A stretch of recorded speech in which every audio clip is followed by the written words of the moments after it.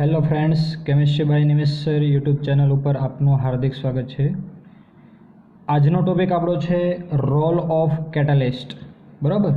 મતલબ ઉદ્દીપક, role of catalyst. આજનો આપણો ટોપિક છે રોલ ઓફ કેટાલિસ્ટ, બરાબર? તો કેટાલિસ્ટ વિશે તો આપ સૌને ખ્યાલ જ હશે। કેટાલિસ્ટના ગુજરાતીમાં શું કહેવાય? ઉદ્દીપક, બરાબર? કેટાલિસ્ટને શું કહેવાય? ઉદ્દીપક। તો ઉદ્દીપકનો મતલબ પણ દરેકને ખ્યાલ હશે। ઉદ્દીપકનો મતલબ શું કે ઉદ્દીપક એ માત્ર રાસાયણિક પ્રક્રિયાની સ્પીડ એટલે કે એના વેગમાં જ વધારો કરે છે, જ્યારે રાસાયણિક પ્રક્રિયા દરમિયાન એ ભાગ લેતો નથી અથવા વપરાતો પણ નથી, એવું પણ કહી શકાય। મતલબ કે ઉદ્દીપક એ રાસાયણિક પ્રક્રિયાનો વેગ વધારે છે અને પ્રક્રિયાને અંતે મૂળ સ્વરૂપે પાછો મળે, જેને શું કહેવાય? ઉદ્દીપક, બરાબર? ત્યારબાદ ઉદ્દીપક એ સક્રિયકરણ ઉર્જામાં ઘટાડો કરે છે। આપણે આગળના લેક્ચરમાં જોઈ ગયા એક્ટિવેશન એનર્જી સક્રિયકરણ ઉર્જામાં ઘટાડો કરે, બરાબર? તો કઈ રીતે એક આપણે ગ્રાફ દ્વારા જોઈએ, બરાબર? એક્ટિવેશન એનર્જીમાં આપણે ગ્રાફ ઓલરેડી જોઈ ચૂક્યા છીએ। શું હતું? Y axis, X axis, X અક્ષ ઉપર શું લીધું હતું આપણે? રિએક્શન પ્રોગ્રેસ લખીએ આપણે, રિએક્શન પ્રોગ્રેસ, બરાબર? મતલબ પ્રક્રિયકમાંથી જે નિપજમાં રૂપાંતર થતું હોય તે। જ્યારે વાય એક્સિસ ઉપર શું હતું? એનર્જી એટલે કે ઉર્જા, લખીએ આપણે એનર્જી। વાય એક્સ ઉપર શું છે? એનર્જી, બરાબર? હવે જો જ્યારે મૂળ સ્વરૂપે તમારો રિએક્ટન્ટ હશે એટલે આપણે અહીંયા લખીએ પ્રક્રિયક, ત્યારે પ્રક્રિયક પાસે કંઈક તો પોતાની ઉર્જા હશે જે આપણે એક્ટિવેશન એનર્જીમાં ઓલરેડી જોઈ ચૂક્યા છીએ। એટલે આપણે લખી દઈએ કે પ્રક્રિયક એ અને એની જે ઉર્જા એને આપણે લખી દઈએ ER, મતલબ રિએક્ટન્ટની ઉર્જા, બરાબર? ત્યારબાદ તમે જોયું તો ટોટલ ઉર્જા, ટોટલ એનર્જી, શેને શું કહેવાય? થ્રેશોલ્ડ ઉર્જા અથવા દેહલી ઉર્જા। તો આપણે લખીએ ટોટલ એનર્જી એટલે કે પ્રક્રિયકને નિપજમાં રૂપાંતર થવા માટે જે ટોટલ એનર્જી જોઈએ જેને શું કહેવાય? થ્રેશોલ્ડ ઉર્જા।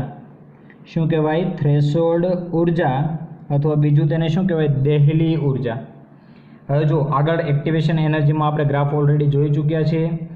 જો શું જોયું હતું ત્યાં કે કોઈ પ્રક્રિયક આપણે લીધું હોય એને પોતાની તો એનર્જી કંઈક હશે જ, તો આપણે માની લીધું કે ચાલો અહીંયા સુધી એટલે કે પ્રક્રિયકની એનર્જી એટલી પોતાની એનર્જી છે, પ્રક્રિયકની પોતાની એનર્જી કેટલી છે? ER, બરાબર? એટલે કે એનર્જી ઓફ રિએક્ટન્ટ।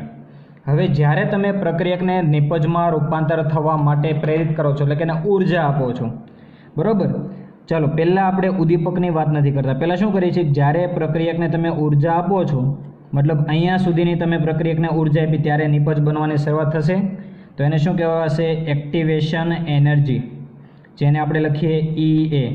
એટલે એટલો ભાગ તમારો શું થયો? એક્ટિવેશન એનર્જી, સક્રિયકરણ ઉર્જા, મતલબ પદાર્થ પાસે અથવા પ્રક્રિયક પાસે પોતાની મૂળ ઉર્જા હતી અને તમે તેને એટલી ઉર્જા આપી ત્યારે શું થયું? નિપજ બનવાની શરૂઆત થઈ। માની લઈએ કે નિપજ એટલી બને છે, અહીં શું લખીશું આપણે? પ્રોડક્ટ, બરાબર? અને એની ઉર્જા દર્શાવી દઈએ, કેટલી થશે? EP, બરાબર? લખીએ પ્રોડક્ટની ઉર્જા એટલે કે એનર્જી ઓફ પ્રોડક્ટ EP, બરાબર? આ ગ્રાફ આપણે ક્યારે દોર્યો? વિધાઉટ કેટાલિસ્ટ, બરાબર? એટલે આપણે લખી દઈએ કે આ ગ્રાફ કોના માટે છે? વિધાઉટ કેટાલિસ્ટ, બરાબર? હવે જ્યારે તમે ઉદ્દીપક વાપરો છો એટલે કે કેટાલિસ્ટ વાપરો છો ત્યારે જો તમારી ગ્રાફ આ રીતે મળે છે, P પ્રોડક્ટ, બરાબર? આપણે લખી દઈએ P મતલબ પ્રોડક્ટ, તમારી નિપજ, બરાબર? તો જો શું ચેન્જ થયો કે જ્યારે તમે પ્રક્રિયકને ઉર્જા આપીને નિપજમાં રૂપાંતર કર્યું એટલે કે તમે ઉદ્દીપક નથી વાપરો ત્યારે તમારો ગ્રાફ જો આ રીતનો મળે છે, બરાબર? પણ જ્યારે તમે ઉદ્દીપક વાપર્યો મતલબ આપણે લખી દઈએ કે વિથ કેટાલિસ્ટ, એટલે આ નીચેનો જે ગ્રાફ મળ્યો છે આપણને કોના માટે મળ્યો છે? વિથ કેટાલિસ્ટ, બરાબર? એટલે આ ગ્રાફ આપણો છે ઉદ્દીપક સાથે, લખી દઈએ ઉદ્દીપક એટલે કે કેટાલિસ્ટ સાથે, એટલે કે કેટાલિસ્ટનો ઉપયોગ કરવાથી આ ગ્રાફ મળ્યો, અને આ ઉદ્દીપક વગર, બરાબર. તો જો શું ચેન્જ થયો છે, ટોટલ એનર્જીમાં પણ ચેન્જ થયો. એક ખાસ ચેન્જ તો આપણે જે જોવાનો હતો એ શું થયો, હવે આપણે શું આપી છે, અહીંયાથી અહીંયા સુધી એક્ટિવેશન એનર્જી આપી. તો જો સક્રિયકરણ ઉર્જાનું મૂલ્ય જે કેટાલિસ્ટ એટલે કે ઉદ્દીપક વગર હતું એના કરતાં તો ઓછું થયું, પણ સાથે સાથે જો થ્રેશોલ્ડ ઉર્જાના મૂલ્યમાં પણ ઘટાડો થયો. એનો મતલબ લખીએ આપણે કે થ્રેશોલ્ડ ઉર્જાના મૂલ્યમાં શું થયો, ઘટાડો. થ્રેશોલ્ડ ઉર્જાના મૂલ્યમાં શું થયો, ઘટાડો. સાથે સાથે બીજું પણ જોયું કે શું છે, એક્ટિવેશન એનર્જી એટલે કે સક્રિયકરણ ઉર્જા. એક્ટિવેશન એનર્જી એટલે કે સક્રિયકરણ ઉર્જાના મૂલ્યમાં પણ શું થયો, ઘટાડો. બરાબર મિત્રો, ખાસ ધ્યાન આપજો. ફરીથી એકવાર એટલું જોઈ લો. શું હતું આપણે વાય એક્સ ઉપર શું લીધું, એનર્જી, એક્સ અક્ષ ઉપર રિએક્શન પ્રોગ્રેસ. હવે જે પ્રક્રિયક લીધો છે એની પાસે પોતાની કાંઈક જે કાંઈ પણ ઉર્જા હશે એને આપણે શું કીધું, E ઓફ આર એટલે કે એનર્જી ઓફ રિએક્ટન્ટ. ત્યારબાદ જે પ્રક્રિયકને નિપજમાં રૂપાંતર થવા માટે ટોટલ ઉર્જા જે જોઈએ છે, ટોટલ, બરાબર, તેને શું કહેવાય, થ્રેશોલ્ડ ઉર્જા, એટલો ભાગ. બરાબર. તો આપણે શું કર્યું, ઉદ્દીપકના ઉપયોગ કર્યા વગર જ્યારે પ્રક્રિયકને એક્ટિવેશન એનર્જી આપી ત્યારે શું થયું, આપણે એટલી એનર્જી એને આપવી પડી, ત્યારે નિપજમાં રૂપાંતર થવાની શરૂઆત થઈ અને ગ્રાફ આપણને આ રીતે મળ્યો. ત્યારબાદ જ્યારે આપણે ઉદ્દીપક વાપર્યો ત્યારે શું થયું, જો ગ્રાફ આપણને કંઈક આ રીતે મળે છે. એનો મતલબ એવો થયો કે પ્રક્રિયકને નિપજમાં રૂપાંતર થવા માટે આપણે આપવી પડતી એનર્જી એટલે કે એક્ટિવેશન એનર્જીના મૂલ્યમાં પણ ઘટાડો થયો. એટલે મેં શું લખ્યું, જો સક્રિયકરણ ઉર્જાના મૂલ્યમાં શું થયો, ઘટાડો. પણ સાથે સાથે બીજી એક વસ્તુ પણ થઈ, શું, થ્રેશોલ્ડ ઉર્જાનું જે મૂલ્ય હતું એમાં પણ ઘટાડો થયો. તો આનો મતલબ શું થશે કે ઉદ્દીપક શું લખશું આપણે, ઉદ્દીપક એ બીજો પથ પસંદ કરી નિપજમાં રૂપાંતર પામે. બરાબર, આને પણ આપણે સમજીએ, રૂપાંતર પામે એનો મતલબ શું કીધું, ભાઈ ઉદ્દીપક એ બીજો પથ પસંદ કરી નિપજમાં રૂપાંતર પામે એટલે કે અલ્ટરનેટ પથ. બરાબર. તો હવે જો ખાસ ધ્યાન આપજો, કોઈ એક ઉદાહરણ લઈ લઈએ આપણે. બરાબર. ધારો કે કોઈ એક આ રસ્તો છે, બરાબર, એ જગ્યાએથી કોઈ હાઇટવાળી દિવાલ આવે છે એટલી, અને તમારે એને પસાર કરવાની છે. બરાબર. માની લઈએ કે અહીંયા 50 કે 60 કે જે કાંઈ પણ લોકો 50 લોકો છે. બરાબર. હવે સમજી લો કે 50 લોકો છે, એમાં બાળકો પણ છે, સ્ત્રીઓ પણ છે, પુરુષો પણ છે. બરાબર. તો હવે જ્યારે એ આ માર્ગેથી પસાર થશે ત્યારે શું થશે, જે મોટી ઉંમરના મતલબમાં યુવાન લોકો કે જે કાંઈ પણ લોકો હશે અથવા લેડીઝ, એ શું કરશે, આ પથને પસાર કરશે. મતલબ કે આ દિવાલને ઠેકી જશે. તો માની લઈએ કે આપણને કેટલા અહીંયા 30 લોકો આ રસ્તાને પસાર કરે છે, આ દિવાલને પસાર કરે છે. એનો મતલબ કે 20 લોકો જે છે, બાળકો, એ આ દિવાલને ક્રોસ કરી શકશે નહીં. પરંતુ હવે હું એવું કરું કે હું આની હાઇટ ઘટાડી દઉં. મતલબ આ દિવાલની આપણે હાઇટ ઘટાડી તો એટલી હાઇટ થઈ, આપણે માની લઈએ શું છે, દિવાલ. બરાબર. હવે જો આ દિવાલની આપણે હાઇટ ઘટાડી એનો મતલબ શું થયો કે હવે જે બાળકો હશે એ પણ આ દિવાલને પસાર કરી જશે. બરાબર. એનો મતલબ કે હવે કેટલા લોકો આપણને મળે છે, 40 કે 45 લોકો, જે કંઈ પણ લેવું હોય એ. મતલબ કે જે ઉદ્દીપક વગર પ્રક્રિયાની વાત કરીએ આપણે, તો પ્રક્રિયા દરમિયાન ઉદ્દીપક વગર જે આપણને નિપજના અણુઓ મળતા હતા એના કરતાં જ્યારે આપણે ઉદ્દીપક વાપર્યો એનો મતલબ શું થયો કે એની વેગ પણ વધ્યો અને આપણને મોલેક્યુલ એટલે કે નિપજની સંખ્યા પણ કેવી મળી, ઝડપથી એટલે કે વધારે. બરાબર. ત્યારબાદ જો મતલબ કે ઉદ્દીપકનું કાર્ય શું થાય, ઉદ્દીપક દરમિયાન શું થાય છે, આપણે એક સમીકરણ જે આર્હેનિયસ સમીકરણ હતું એ લખીએ, કે બરાબર A × e−EA/RT હતું. બરાબર. તો જો સક્રિયકરણ ઉર્જાનું મૂલ્ય માઇનસ છે અને વેગ અચળાંક કેનું મૂલ્ય કેવું છે, પોઝિટિવ. એનો મતલબ એવો થાય કે EAનું મૂલ્ય જો ઘટાડે, બરાબર, EAનું મૂલ્ય ઘટે. બરાબર. આમાં એવું થયું ને, આપણે ઉદ્દીપક વાપર્યો એનો મતલબ શું થયો, એક્ટિવેશન એનર્જી સક્રિયકરણ ઉર્જાના મૂલ્યમાં શું થયું, જે ઉદ્દીપક વગર પ્રક્રિયા થતી હતી એના કરતાં ઉદ્દીપક સાથે પ્રક્રિયા કરવાથી શું થઈ, સક્રિયકરણ ઉર્જાના મૂલ્યમાં શું થયું, ઘટાડો. એટલે આપણે શું લખીએ એનું મૂલ્ય ઘટે તો કેના મૂલ્યમાં એટલે કે વેગ અચળાંકના મૂલ્યમાં વેગમાં શું થશે? વધારો. સીધી વસ્તુ છે, બરાબર. જો વેગમાં શું થશે? વધારો. એટલે કે સક્રિયકરણ ઉર્જાના મૂલ્યમાં જો ઘટાડો થાય તો વેગ અચળાંક કેના મૂલ્યમાં શું થાય? વધારો. બરાબર. બીજી ખાસ ઇમ્પોર્ટન્ટ વસ્તુ આપણે ધ્યાનમાં રાખવાની છે, બરાબર. એના પહેલાં હજી એક પણ ઉદાહરણ આપણે લઈએ કે ભાઈ ઉદાહરણ કોઈક લઈએ, બરાબર. ઉદાહરણ લઈએ, રાસાયણિક સમીકરણ લઈએ છીએ, બરાબર. 2KClO3 એટલે કે પોટેશિયમ ક્લોરેટ, બરાબર. એની પ્રક્રિયા થઈને શું બને છે? 2 mall KCl plus 3 mall O2, બરાબર. તો હવે જો આ શું છે? KClO3 એટલે પોટેશિયમ ક્લોરેટ. એમાંથી શું બને છે? KCl પ્લસ ડાયોક્સિજન, બરાબર. પણ જો આ પ્રક્રિયા જે નોર્મલ વ્યક્તિ થતી હશે એના કરતાં જો આમાં ઉદ્દીપક કયો ભાગ ભજવે છે? Manganese dioxide.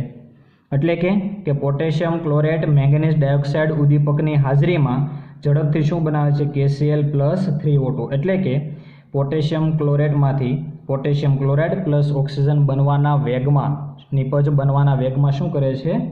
વધારો કરે છે, બરાબર. હજી થોડાક મુદ્દા આપણે જોવાના છે કેટાલિસ્ટ માટે એટલે કે ઉદ્દીપક માટે. તો જોઈએ કે ઉદ્દીપક કઈ કઈ પ્રક્રિયાઓ પર અસર કરતો નથી, મતલબ કયા કયા પરિબળોમાં બદલાવ કરતો નથી. એટલે લખીએ આપણે ખાસ નોંધ, બરાબર. આપણે કેટાલિસ્ટમાંથી રોલ ઓફ કેટાલિસ્ટ જે જોઈએ એમાં ખાસ નોંધ શું છે જોઈએ. ચાલો, પહેલો મુદ્દો હું લખું છું કે ઉદ્દીપક એટલે કે કેટાલિસ્ટ એ પ્રક્રિયાની ગિબ્સ ઉર્જા, ઉદ્દીપક પ્રક્રિયાની ગિબ્સ ઉર્જા જેની સંજ્ઞા આપ સૌને ખ્યાલ જ હશે, શું થાય? ડેલ્ટા જી, બરાબર. ગિબ્સ ઉર્જાની સંજ્ઞા શું થાય? ડેલ્ટા જી માં ફેરફાર કરતો નથી, બરાબર. તો પહેલું થયું શું થયું કે ઉદ્દીપક પ્રક્રિયાની ગિબ્સ ઉર્જામાં ફેરફાર કરતો નથી.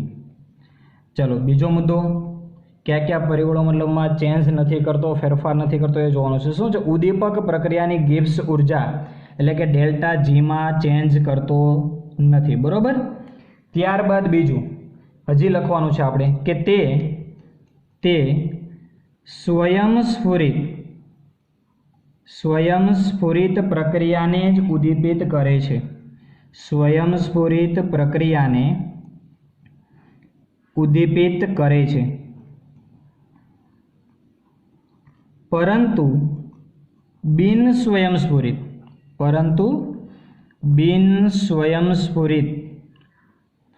પ્રક્રિયાને ઉદ્દીપિત કરતો નથી. શું લખશું આપણે? બિન સ્વયંસ્ફુરિત પ્રક્રિયાને ઉદ્દીપિત કરતો નથી. બે મુદ્દા થયા આપણા. હજી આગળ જુઓ મિત્રો. ત્યારબાદ શું છે કે સંતુલન અચળાંકના મૂલ્યમાં લખીએ આપણે કે ઉદ્દીપક સંતુલન અચળાંક એટલે કે ઇક્વિલિબ્રિયમ માં પણ ફેરફાર કરતો નથી. ચાલો, આનો મતલબ શું થશે? સંતુલન અચળાંકના મૂલ્યમાં પણ ફેરફાર કરતો નથી. એનો મતલબ શું થાય કે ઉદ્દીપક જે છે એ સંતુલન અચળાંકમાં ફેરફાર કરતો નથી. મતલબ પ્રક્રિયક A માંથી B બને છે અને B માંથી પાછું આપણને શું મળે? A. મતલબ આપણે લખી દઈએ પ્રતિવર્તી પ્રક્રિયા, બરાબર. તો આપણે શું લખશું કે એ માત્ર સંતુલન પ્રાપ્ત કરવાનો સમય ઝડપી બનાવે છે. શું લખું છું? માત્ર સંતુલન પ્રાપ્ત કરવાનો સમય ઝડપી બનાવે છે. શું કરે છે? સંતુલન અચળાંકના મૂલ્યમાં ફેરફાર નથી કરતો, પણ શું કરે છે? સંતુલન પ્રાપ્ત કરવાનો જે સમય છે કે ઇક્વિલિબ્રિયમ માટે એનો વેગ વધારે છે, એટલે કે એને સ્પીડ ઝડપી બનાવે છે, બરાબર. તો આ 3 મુદ્દા થયા. જો શું લખ્યું આપણે નોંધમાં કે ઉદ્દીપક પ્રક્રિયાની ગિબ્સ ઉર્જા ડેલ્ટા જીમાં કોઈ ફેરફાર કરતો નથી. બીજું, તે સ્વયંસ્ફુરિત પ્રક્રિયાને ઉદ્દીપિત કરે છે, મતલબ પ્રક્રિયાની સ્પીડ વધારે છે, પરંતુ બિન સ્વયંસ્ફુરિત પ્રક્રિયાને ઉદ્દીપિત કરતો નથી. ત્યારબાદ સંતુલન અચળાંક એટલે કે ઇક્વિલિબ્રિયમમાં પણ કોઈ ચેન્જ કરતો નથી, બરાબર. મતલબ કે A માંથી B બને, મતલબ એને કઈ પ્રક્રિયા આપણે કહીએ કે પુરોગામી પ્રક્રિયા. અને પાછું બીમાંથી આપણને એ મળે, રિવર્સ પ્રક્રિયા, જેને શું કહીએ આપણે? પ્રતિગામી પ્રક્રિયા. અને આખી પ્રક્રિયાને શું કહેવાય? રિવર્સિબલ પ્રક્રિયાને પ્રતિવર્તી પ્રક્રિયા. તો એ શું કરે છે? માત્ર સંતુલન અચળાંક જે પ્રાપ્ત કરવાનો સમય હોય એમાં જ ઝડપ વધારે છે, એટલે કે ઝડપી બનાવે છે. બરાબર? તો આ થઈ રોલ ઓફ કેટાલિસ્ટ ઉદ્દીપક માટેની વાત. હવે આપણે સેકન્ડ નાની થિયરી જોવાની છે, કોલિઝન થિયરી. બરાબર? સેકન્ડ નાની થિયરી જોઈએ આપણે, કોલિઝન થિયરી. તો સેકન્ડ થિયરી જોઈએ આપણે. આ થિયરી અહીંયા સમાપ્ત, રોલ ઓફ કેટાલિસ્ટ. હવે જો ખાસ ધ્યાન આપજો, કોલિઝન થિયરી, કોલિઝન થિયરી જેને શું કહેવાશે? અથડામણનો સિદ્ધાંત. શું કહેવાય? અથડામણનો સિદ્ધાંત. બરાબર? ચાલો, અથડામણનો સિદ્ધાંત એનો મતલબ શું? કે પ્રક્રિયકો આપણે કોઈ લીધા હોય તો પ્રક્રિયામાં પણ નાના નાના પાર્ટિકલ્સ, પરમાણુઓ ખૂબ જ વધારે સંખ્યામાં હોય. કોઈ એક નાનો પદાર્થ પણ આપણે લીધો હોય તો એમાં પરમાણુની સંખ્યા કેવી હોય? વધારે. બરાબર? તો આ પરમાણુ શું કરે? એકબીજા સાથે અથડામણ તો અનુભવતા જ હોય. આ દરેક પરમાણુઓ જે હોય પદાર્થમાં શું કરતા હોય? એકબીજા સાથે અણુઓ અથડામણ તો અનુભવતા જ હોય. પરંતુ જરૂરી નથી કે દરેક અથડાતા પરમાણુઓ નિપજમાં રૂપાંતર પામે. મિત્રો ખાસ શું કહું છું હું? કે જરૂરી નથી કે દરેક પરમાણુઓ જે એકબીજા સાથે અથડામણ થાય છે એ નિપજમાં રૂપાંતર પામે. તો બરાબર, તો આપણે એના માટે જોઈએ કોલિઝન. બરાબર? કોલિઝન થિયરીમાં જુઓ શું છે? કોલિઝન મતલબ મેં શું કીધું? અથડામણ. કોલિઝનનો મતલબ શું છે? અથડામણ. તો અથડામણ પણ કઈ રીતે થતી હોય એ જોવું પડે ને. તો અથડામણ પણ બે રીતે થાય, ખાસ જોજો. અથડામણ પણ બે રીતે ભાગ પાડી શકાય. એક ઇમ્પ્રોપર, બરાબર, ઇમ્પ્રોપર અથડામણ, અને બીજું પ્રોપર એટલે કે ઇફેક્ટિવ. પ્રોપર એટલે કે ઇફેક્ટિવ કોલોઇડ. બરાબર? તો જે ઇમ્પ્રોપર એટલે કે અસામાન્ય વેગથી જે પરમાણુઓ અથડાતા હોય એમાં આપણને નિપજ મળે નહીં. એટલે હું શું લખું? ઇમ્પ્રોપર ડાયરેક્શનથી જે કાંઈ પણ પરમાણુઓ જોઈન્ટ થતા હોય અથવા અથડાતા હોય એ નિપજમાં રૂપાંતર પામે નહીં. એટલે લખું છું નિપજ ન મળે. પરંતુ જે પ્રોપર અને ઇફેક્ટિવ રીતે અથડામણ પામતા હોય એ જ નિપજમાં રૂપાંતર પામે. એટલે લખું છું નિપજ મળે. બરાબર? તો હવે આપણે આને કોઈ એક ઉદાહરણ દ્વારા સમજીએ. જો ખાસ ધ્યાન આપજો, કોલિઝન થિયરીમાં આપણે શું લખ્યું? ઇમ્પ્રોપર ડાયરેક્શન અને પ્રોપર ડાયરેક્શન, એટલે કે કઈ રીતે પરમાણુના અણુઓ અથડાતા હોય તો રૂપાંતર નિપજમાં પામે તે. બરાબર? બે વસ્તુ જોઈએ આપણે. શું જોયું? એક ઇમ્પ્રોપર રીતે અથડામણ પામતા હોય, બીજું પ્રોપર એટલે કે ઇફેક્ટિવ રીતે જે નિપજમાં રૂપાંતર પામે. તો એના માટે આપણે જોઈએ એક ઉદાહરણ લઈએ. શું ઉદાહરણ લઈશું? કે બ્રોમોમિથેન. બ્રોમોમિથેન જેને શું કહેવાય? CH3Br લખું છું, બ્રોમોમિથેન. બરાબર? હવે બ્રોમોમિથેનની કોઈ બેઝ સાથે પ્રક્રિયા થતી એટલે આપણે શું લખીએ છીએ? OH-, મતલબ બેઝ સાથે પ્રક્રિયા. બરાબર? તો આમાંથી આપણને નિપજ શું મળે? જો અહીંયા CH3Br છે તો ધ્યાન આપો, CH3Br માં શું હોય? CH3+ અને Br-. આવું હોય. બીજું અહીંયા શું છે? OH-, તો શું થશે? જ્યાં પ્લસ છે ત્યાંની સાથે શું જોડાય? OH-, એટલે આપણને નિપજમાં શું મળે? CH3OH, જેને શું કહેવાય? મિથેનોલ અથવા મિથાઇલ આલ્કોહોલ. અને શું છૂટું પડશે? Br-. બરાબર? આ એક રાસાયણિક પ્રક્રિયા થઈ. શું છે? બ્રોમોમિથેનની બેઝની સાથેની પ્રક્રિયાથી શું મળે? મિથેનોલ એટલે કે મિથાઇલ આલ્કોહોલ અને બ્રોમાઇડ આયન છૂટો પડે. તો હવે આપણે આમાં બે શક્યતા જોઈ, બે આપણે ભાગ પાડ્યા ને, એક ઇમ્પ્રોપર અને બીજું પ્રોપર ઇફેક્ટિવ. બરાબર? તો આપણે લખીએ. ચાલો, આને આ રીતે લખી શકાય. બ્રોમોમિથેનને કાર્બન 3 હાઇડ્રોજન એની સાથે અને Br. એની પ્રક્રિયા આપણે કોની સાથે કરવાની છે? OH- સાથે. કોની સાથે પ્રક્રિયા કરવાની છે? OH- સાથે. જો Br ની ઉપર પણ શું હોય? નેગેટિવ વીજભાર. કાર્બનની ઉપર પોઝિટિવ ચાર્જ. તો હવે જો આ OH જે છે, OH- એ આ ડાયરેક્શનથી એટલે કે સીધી દિશામાંથી જો ગતિ કરશે તો શું થશે? અહીંયા પણ નેગેટિવ ચાર્જ, એટલે આપણે લખી દઈએ નેગેટિવ ચાર્જ, ઋણ ચાર્જ. અહીંયા પણ શું છે? Negative charge. તો શું થશે? બંને વચ્ચે અપાકર્ષણ થશે. મતલબ શું કરશે? એ નિપજમાં રૂપાંતર પામશે નહીં. બરાબર? એનો મતલબ શું થયો કે અહીંથી OH માઇનસ જો સીધી ડાયરેક્શનમાં જ આ સાઈડ ગતિ કરે તો શું કરે? અહીંયા પણ માઇનસ ચાર્જ છે, અહીંયા પણ માઇનસ ચાર્જ છે, તો એ અણુઓ રૂપાંતર પામે નહીં નિપજમાં. બરાબર? એટલે શું થાય? મતલબમાં અહીંયા નેગેટિવ ચાર્જ ને અહીંયા નેગેટિવ ચાર્જ હોય તો બંને વચ્ચે અપાકર્ષણ, એટલે લખી જ દઉં છું કે બંને વચ્ચે શું થાય? અપાકર્ષણ. એટલે આનો મતલબ શું થયો? નિપજ મળશે નહીં. એટલે લખી દઈએ આપણે, શું લખશું? નિપજ ન મળે.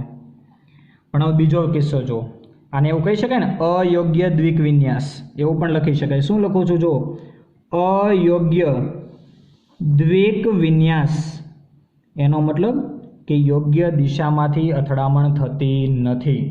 બરાબર? ચાલો બીજી શક્યતા લખીએ આપણે. ફરીથી આપણે લખી દઈએ કાર્બન, તેની સાથે શું છે? 3 હાઇડ્રોજન. બરાબર? અને એક Br. Br ઉપર માઇનસ ચાર્જ, કાર્બન ઉપર પ્લસ ચાર્જ. પણ ખાસ જોજો હવે જો OH માઇનસનો અણુ, બરાબર, OH માઇનસનો અણુ જે છે એ આ સાઈડથી પ્રક્રિયા કરશે. કયાંથી? OH માઇનસ આ સાઈડથી પ્રક્રિયા કરે, કે આ ડાયરેક્શનમાં. તો શું કરશે? પોતાના ઇલેક્ટ્રોન કોને આપશે? કાર્બનને. બરાબર? બીજી વસ્તુ, આ જે બંધ છે, બરાબર, કોની વચ્ચે? કાર્બન વચ્ચે અને બ્રોમિન વચ્ચે જે બંધ છે પાર્શિયલ બંધ હશે, એટલે કે ઇલેક્ટ્રોનનું ખેંચાણ કોના તરફ હશે? વધુ નેગેટિવ તરફ. તો કાર્બન અને બ્રોમાઇડ આયન જે છે એમાં વધુ નેગેટિવિટી કોની? બ્રોમિનની. બરાબર? તો ચાલો જો શું કર્યું હવે? મતલબમાં OH માઇનસ એ આ દિશામાંથી, એટલે કે પાછળથી બેક સાઈડથી એટ્રેક્શન કરે છે. મતલબ શું કરશે? OH માઇનસ પોતાના ઇલેક્ટ્રોન કોને આપશે? કાર્બનને.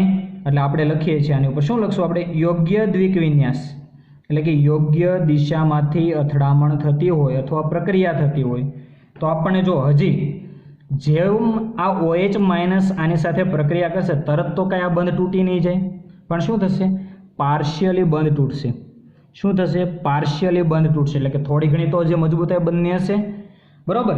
એટલે આપણને પહેલાં શું મળે? મધ્યવર્તી સંયોજન. આપણે એટલે કેવું મળશે? જો કાર્બન, બરાબર, એની સાથે 3 હાઇડ્રોજન છે, ત્યારબાદ એક Br માઇનસ. બરાબર? ઓકે, ચાલો હજી જો આ સાઈડથી શું છે? OH જોડાણ, એટલે એ પાર્શિયલ બંધ બનાવશે. પાર્શિયલ બંધ OH માઇનસ. તો જો આ જે બંધ હતો એ શું થયો? પાર્શિયલ, એટલે કે થોડો ઘણો નબળો થયો. એટલે આ બંધને પણ આપણે શેના વડે દર્શાવવાની? ડેશ લાઇન વડે, એટલે કે તૂટક રેખા વડે. એનો મતલબ શું દર્શાવે? કે આ પાર્શિયલ બંધ બને છે સ્ટેપ બાય સ્ટેપ, અને આ બંધ ધીમે ધીમે નબળો થતો જાય છે. બરાબર? તો આ શું થયું? મધ્યવર્તી સંયોજન બનાવશે. પહેલાં શું લખશું? OH ઉપર માઇનસ ડેલ્ટા હોય, આની ઉપર પણ માઇનસ ડેલ્ટા અને આની ઉપર પ્લસ ડેલ્ટા.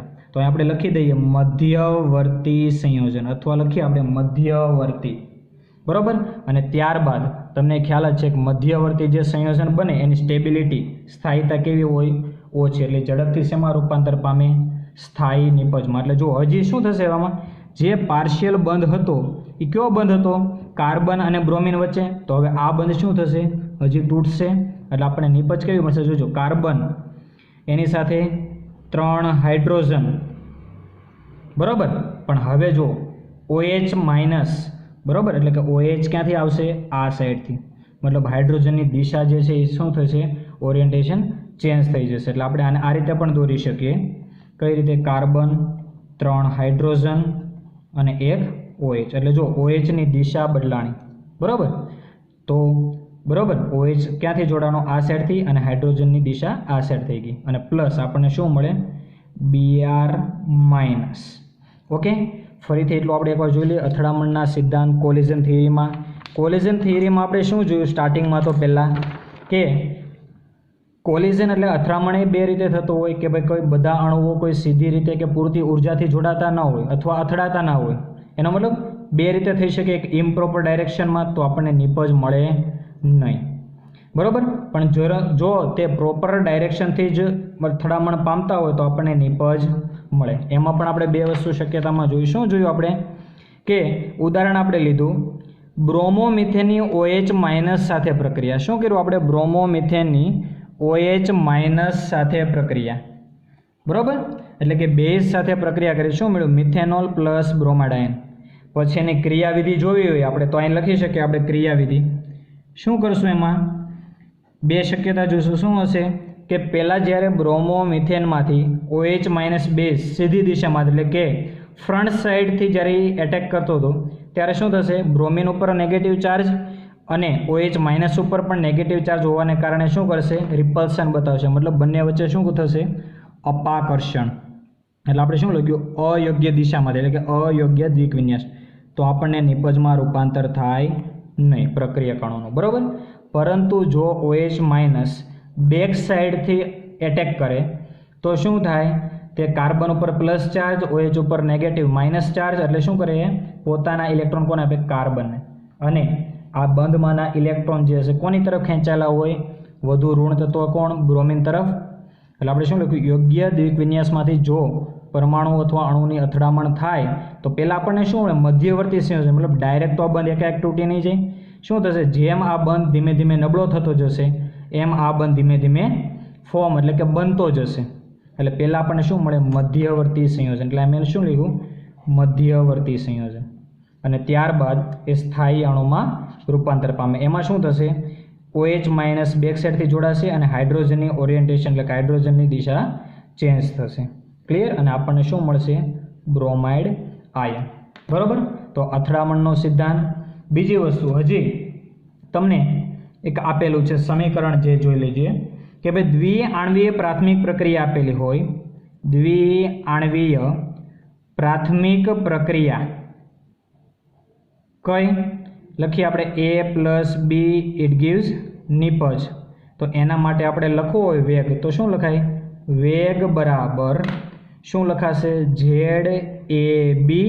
એનો મતલબ કે A અને B પરમાણુ વચ્ચે થતી અથડામણ, બરાબર, સંઘાતની આવૃત્તિ ઇન્ટુ E⁻⁻⁴ બરાબર. બીજી વસ્તુ ખાસ એક આપણે જોવાની છે. એ જુઓ, હજી એક વસ્તુ જોઈ લઈએ. આગળની ડાયરેક્શન તો આપણને ખ્યાલ આવી ગઈ કે ભાઈ કોલિઝન થિયરી અથડામણના સિદ્ધાંતમાં કઈ રીતે થાય. પણ જો જરૂરી નથી કે મેં આગળ કીધું એ જ રીતે જરૂરી નથી કે બધા જ અણુ નિપજમાં રૂપાંતર પામે, બરાબર. જેટલા અણુઓ પૂરતી ગતિજ ઉર્જા સાથે અને યોગ્ય દિશામાંથી અથડામણ પામતા હશે તેટલા જ અણુઓ નિપજમાં રૂપાંતર પામશે. બાકીના અણુઓ પાછા ધકેલાશે એટલે કે નિપજ બનશે નહીં. એટલે આપણે લખી દઈએ કે પ્રક્રિયકના અણુઓનું શું લખશું આપણે? કે પ્રક્રિયક અણુઓનું યોગ્ય દ્વિકવિન્યાસ સાથે અથડામણ થાય એટલે કે લખીએ કે પ્રક્રિયક અણુઓનું યોગ્ય દ્વિકવિન્યાસ એ જ બંધની રચના કરે. શેમાં બંધની રચના કરે? નિપજમાં, બરાબર. શું લખ્યું મેં? પ્રક્રિયક અણુનું યોગ્ય દ્વિકવિન્યાસ હોય, યોગ્ય દિશામાંથી અથડામણ થતી હોય અને યોગ્ય ગતિ ઉર્જા સાથે તો જ નિપજ બને, બરાબર. એટલે કે નિપજમાં બંધની રચના થાય, નહીં તો બંધ બને નહીં નિપજમાં. ઓકે. તો આના ઉપરથી પણ હજી એક સમીકરણ લખેલું છે. શું છે? વેગ બરાબર PZAB ઇન્ટુ E⁻⁻⁴ તો આ એક પણ સમીકરણ તમારી ટેક્સ્ટબુકમાં આપેલું છે. ખાસ ધ્યાન આપજો. આપણે આમાં સ્પેસિફાઈ કરી દઈએ પણ દરેક વસ્તુ શું છે. જ્યાં ZAB આગળ જ મેં તમને કીધું શું છે? A અને B પ્રક્રિયકો વચ્ચે સંઘાત પામતા અણુઓની સંખ્યા એટલે કે સંઘાત આવૃત્તિ. આપણે શું લખશું? સંઘાત પામતા અણુઓનો અંશ. ZAB શું છે? સંઘાત એટલે કે અથડામણ પામતા અણુઓનો અંશ. બીજું શું છે? જો P, બરાબર. P જેને શું કહેવાય? યોગ્ય દ્વિકવિન્યાસ સંઘાત. યોગ્ય દ્વિકવિન્યાસ સંઘાત મતલબ યોગ્ય દિશામાંથી અથડામણ થતી હશે તો જ આપણને જે કાંઈ પણ સંખ્યા નિપજમાં મળે એને શું કહેવાય? P. અથવા અને બીજી વસ્તુ પણ કહેવાય સંભાવ્યતા અવયવ. સંભાવ્યતા અવયવ, બરાબર. શું કહેવાય? સંભાવ્યતા અવયવ. અને હજી એક નામ છે ત્રિવિમવિન્યાસી અવયવ, બરાબર. ખાસ ધ્યાન રાખવું, MCQમાં પૂછાઈ શકે તમને આ સમીકરણ આપેલું હોય અથડામણના સિદ્ધાંતનું અને તમને એવું કહે કે પી શું છે, તો તમારે શું લખવું પડે? સંભાવ્યતા અવયવ અથવા ત્રિવિમ વિન્યાસી અવયવ, જે કાંઈ પણ MCQમાં આપેલું હોય તે. અને ત્યારબાદ તો આપણને ખ્યાલ જ છે એક્ટિવેશન એનર્જીના સમીકરણમાં, આરએનએના સમીકરણમાં પણ જોઈ ગયા. ટી શું છે? ટેમ્પરેચર, એટલે આપણે લખીએ તાપમાન, પણ કયા એકમમાં? કેલ્વિનમાં, એટલે હું લખું છું કે. ત્યારબાદ આર ગેસ કોન્સ્ટન્ટ, વાયુ અચળાંક, અને ત્યારબાદ લાસ્ટ શું છે? EA, જેના વિશે તો આપણે આગળ પણ એક વિડીયો અપલોડ કરી ચૂક્યા છે. જો તમે ન જોયો તો ખાસ કામનો છે, ઇમ્પોર્ટન્ટ છે, જોઈ લેજો. ઓકે, ચાલો. EA શું છે? એક્ટિવેશન એનર્જી, એટલે કે સક્રિયકરણ ઉર્જા. ઓકે, તો આજે આપણે બે થિયરી જોઈ. રોલ ઓફ કેટાલિસ્ટ, એટલે કે ઉદ્દીપકનો ભાગ, રોલ શું છે એ રાસાયણિક પ્રક્રિયા દરમિયાન, અને બીજું કોલિઝન થિયરી. ઓકે, તો આ થિયરી અહીંયા આપણે કમ્પ્લીટ કરીએ છીએ.